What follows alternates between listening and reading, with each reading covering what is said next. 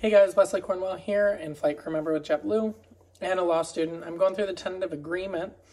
This video is going to cover Articles 24, paid time off or PTO, 25, leaves of absences, expenses, which is Article 26, and Article 27, health insurance and retirement plan benefits.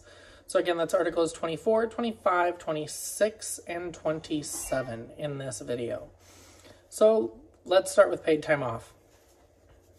Right away, in Article 24, paragraph A, there's a chart that shows the different accrual rates for everybody based on your seniority. There's a little bit of a change from the date of signing in 2020 for 2021, 2022, everything stays the same. In 2023, there's a bit of an increase for a couple of seniority brackets. There is actually a decrease for seniority years 10 through 19 and 20 plus. Interesting. I just caught that as I was talking to you guys. So take a look at that chart. It shows you everything that that you accrue on a per month and per year basis.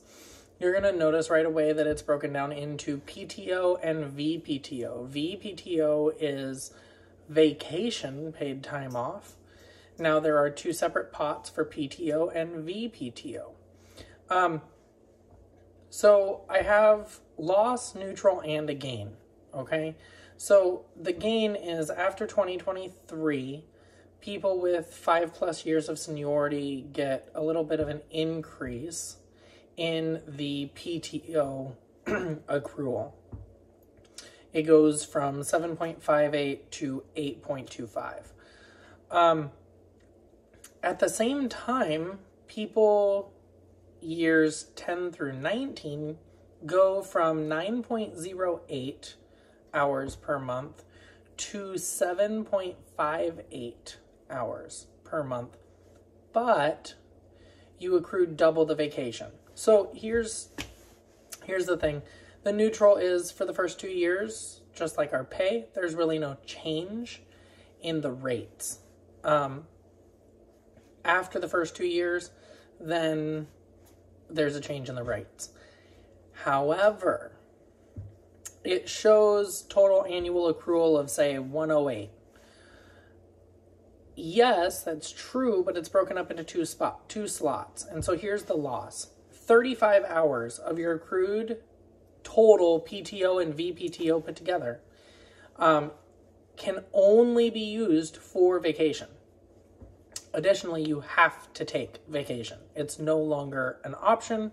You have to take a vacation once a year. So the loss is that VPTO locks up 35 hours a year if you're under 10 years of seniority. And if you're above 10 years of seniority, it locks up 70 hours per year that you accrue. The majority of it you can still use whenever you want as PTO, but it does lock up quite a bit in that second pot in vacation and forces you to use it in one way and takes away your discretion. So the loss is your loss of discretion on how you want to use it.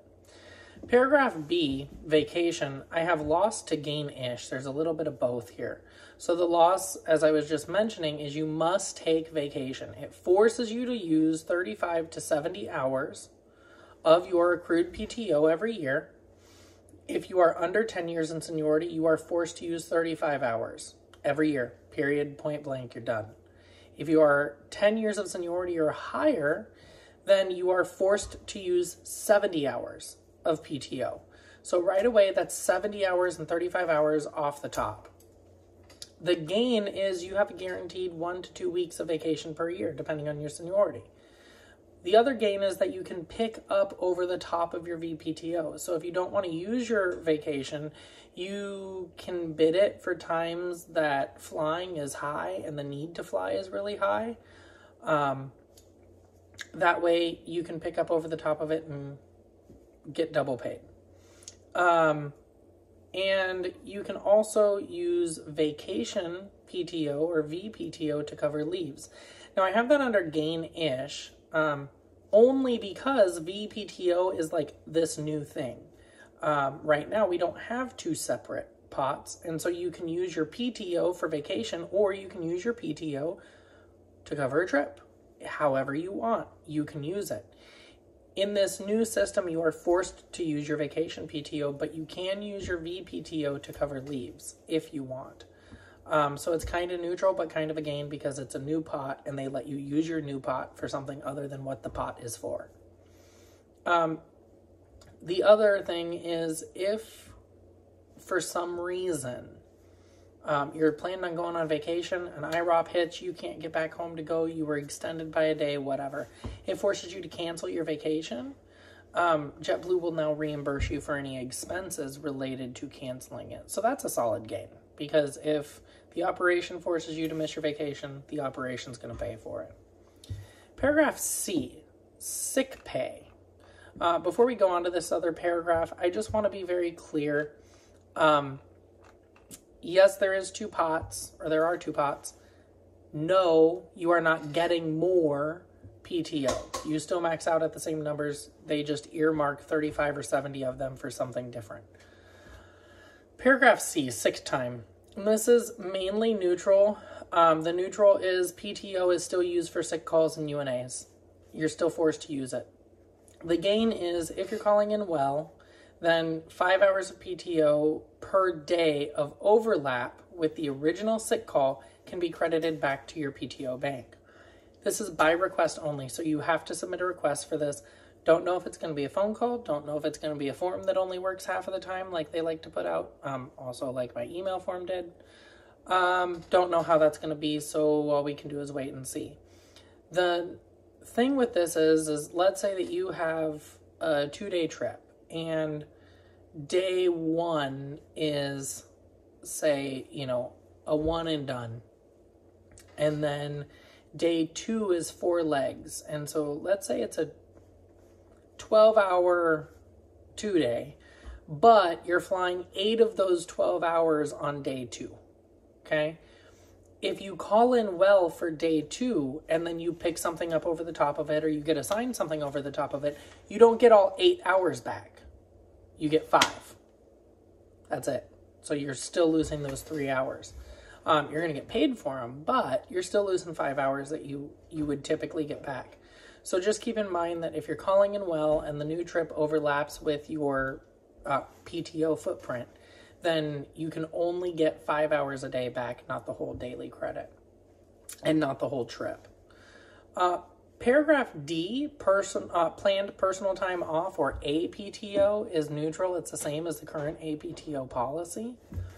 Paragraph E is also neutral, payment of PTO. You can still choose to sell your PTO back to the company every year. And so that's not really different or a gain or a loss. It's just neutral. And then paragraph F is transfer PTO. This is a gain. I couldn't find, and maybe I didn't dig enough, but I couldn't find anywhere in policy where it was written that this was allowed already. So I classified it as a gain. And what it allows you to do is, if you know another in-flight crew member who needs PTO for some reason, you can give them 50% of your PTO as long as it does not take you below 35 hours. So you must have 35 hours. Why? Because you have to take a vacation. You are forced to use 35 hours every year. So as long as you're above 35 hours, you can give away half of your PTO to another crew member. That's a gain because it allows us to help each other and it lets us kind of use it however we want. But it does say PTO, not VPTO. Okay? And then paragraph G is vacation week with a full line. this is a gain. What this allows you to do is it allows you to bid for vacation in a month, but then let's say that you want to fly a full line that month. So you still want to, you know, get awarded your high number of 90 something hours, right? In the award process. You can do that now. And so it'll just award trips over the top of your,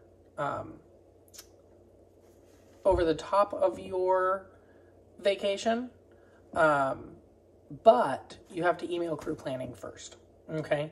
So, and you still get paid for it because again, you can pick up over the top of it. But again, you have to burn that 35 hours. And that kind of concludes the PTO section. So that concludes Article 24. It's kind of short, sweet, and to the point. I did not go through the whole process of vacation bidding and things like that, but you do have to bid for it. If you don't bid for it, you're automatically awarded it. It's just like bidding for a line. The big takeaways are there's no real increase in PTO for the first 2 years, just like everything. And then when it does increase, it's kind of an increase, but not really, because you are forced to use 35 and 70 hours, depending on your seniority. And so we're not getting more PTO to put into 2 different banks. We're getting the same amount of PTO to put into 2 different banks, and we are being forced to use part of that every year. So it's less opportunity for us to bank. I will mention that the bank limit is now 510, which is up from 288. And so the amount that you can bank went up, but it's going to be a lot harder for you to bank it if you're forced to use it. That brings us to Article 25. Article 25 is leaves of absences. The entire article is neutral with a little bit of a gain. So the neutral is that the union is notified if your personal leave of absence exceeds 3 months. It's just a notification clause, right? Then the other neutral is bereavement and EMER leaves are 5 days. That's normal. That's what we have. And an EMER code is at the discretion of JetBlue. The nice thing here is there's really no reference to the IBBS, and so we don't have that problem. But it is at the discretion with no real example of what could be covered. And so there's no guidance here. Not saying that's a bad thing, just saying there's no guidance, but the EMER code is still available, so it's neutral. The gains are that a leave of absence can be for up to 3 years, inclusive of FMLA, short-term disability, long-term disability, and a personal leave of absence. Okay? So you can take up to 3 years. That's huge. A lot of companies do not do that. That's a gain. You can also complete your training while on an LOA. That's something that people have had issues with, so kind of nice to see that that's going to be fixed. You can take a medical leave of absence without FMLA for a continuous time, so that's also nice. And if you work for the union, you keep all your benefits and seniority as if you are still actively flying. The union, at the end of the day, does need people to work for it. It needs staff. It needs leadership. It needs all of those things that make it operate. It needs union representatives to go out and fight for us, people to work the grievance process. The way that that happens is the union gets flight attendants or in-flight crew members, and they take them off the line and they work for the union. And then they're pay protected for that line in one way or another. In order to do that, the company has to authorize them to be off. And so the company has authorized union leaves for people that are working for the union. That is a very normal thing for any company with a union. So that's what that union leave is, if you're looking at it and going, what? And that brings us to Article 26, which is about expenses. Article 26, Paragraph A, hotels and transportation, is neutral with a little bit of gain-ish, right? The neutral part is you get a hotel for sits for 5 hours or longer. We already have that. You can concur transportation after 20 minutes of waiting. We already have that. I have used that several times. It defines a long stay as 16 hours and 59 minutes or longer on a layover. That's kind of the same guideline that's been used. It's just nice to see it actually in something, right? Instead of this kind of elusive number that you have to look for all the time. And we get a hotel committee. Now, I classified the hotel committee as a neutral because we already had it with the IVC. And so there's no real gain there, but we get one. So we get one back, which is nice. The gains under this article, which I've classified as a gain-ish, being slight gains, is that we are never going to be scheduled for a van to arrive at the airport more than 15 minutes prior to report when on a layover. Additionally, there's extra pay when you wait for a hotel more than 3 hours. Now, the extra pay is 0.4%, or 0.4 of your base rate for premium pay and 0.35 of your rate for straight pay. This is a little less than half of the extra pay that's afforded by the current in-flight pledges, but it starts 2 hours sooner. And so I think that's a gain because it's starting a lot earlier, so at least you're getting paid for standing there. Paragraph B is hotel guidelines. It's neutral. It's substantially the same criteria as what our hotel committee has used for years and what JetBlue has used for years. So there's no real gain for that. Paragraph C is per diem. It's neutral to gain-ish. The neutrals are there's no change until 2022. And the international per diem is still 20 cents more than the non-international or domestic per diem. The gain is that the per diem actually goes up by 20 cents over the lifetime of the contract. So that's a 5 cent increase per year on average. That's a gain. It's going to translate to quite a bit more money in your pocket. Paragraph D through F is all neutral. It's substantially the same as what we have now, so there's effectively no change, so I'm not even going to get into it. Paragraph G, which is parking, is neutral. There's no change. You still only get reimbursed $40 for in-base parking, and you also have the option to do transit check or Charlie card. And then paragraph H was kind of interesting to me. I labeled it as neutral to gain-ish because it says that in-flight crew members will have access to free Wi-Fi when on board. Well, we already have it, and so thanks. It's already there. We all log into FlyFi.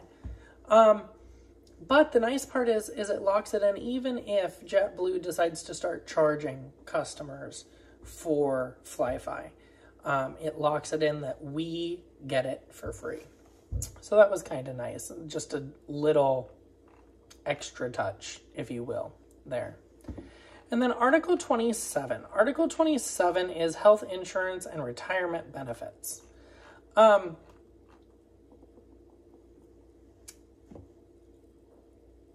There's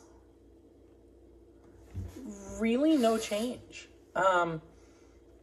It's fairly neutral. It specifically says that they do not have to offer us the same benefits as pilots, which we don't get anyway. And because it says eligibility to participate in the health and insurance plans outlined in this article will be subject to meeting plan requirements, as well as plans will be made available to all other JetBlue crew members except pilots. They can determine whatever they want those benefits to be. So if they want to change it, they can change it. If they want to increase the hourly requirement, they can increase the hourly requirement. Now I want to mention here, because I got a message from someone pointing out the 105-hour requirement for per quarter, which is mentioned under the PTO article. So that's mentioned under Article 24. And what that is as long as you work 105 hours in a quarter, then you get your VPTO, your vacation PTO, but you have to work that 105 hours. That 105-hour requirement has absolutely nothing to do with Article 27. It is only in Article 24. If you read everything around it. It only refers to VPTO. It does not refer to anything else. So just because people on CrewFlex are going to be earning the same amount of PTO as the people on not on CrewFlex at the same rates, I should say, does not mean that you are automatically going to qualify for health insurance and retirement benefits. So just be careful if you're looking at going CrewFlex. Make sure that you talk to Blue Benefits first and make sure that you can keep your benefits, or you contact them and say, hey, how many hours do I need to work a month or a quarter in order to maintain my benefits? Other than that, there is no change under the health insurance portion. The retirement benefits says that in-flight crew members will be eligible to participate in the 401 plan as defined by the plan. The pilots get a much better contribution to their plan. We get no improvement. Profit sharing, it says, if provided to other crew members by the company, a profit sharing program will be made available to in-flight crew members as defined by the company. So again, no change there. They can change it however they want, whenever they want. And that is the end of Article 27. So next we'll do Article 28, which will be in the next video. Thanks again for listening and watching. Make sure to check out www.evaloncare.com. The link is in the bio. Unfortunately, YouTube will not let me actually create a link, so it's typed there. Please copy paste it. Check out the products. Let me know what you think. Thank you for bearing with me. It's been a long couple days, and don't forget to like and subscribe to get notifications with the new videos, and I will see you in the next one.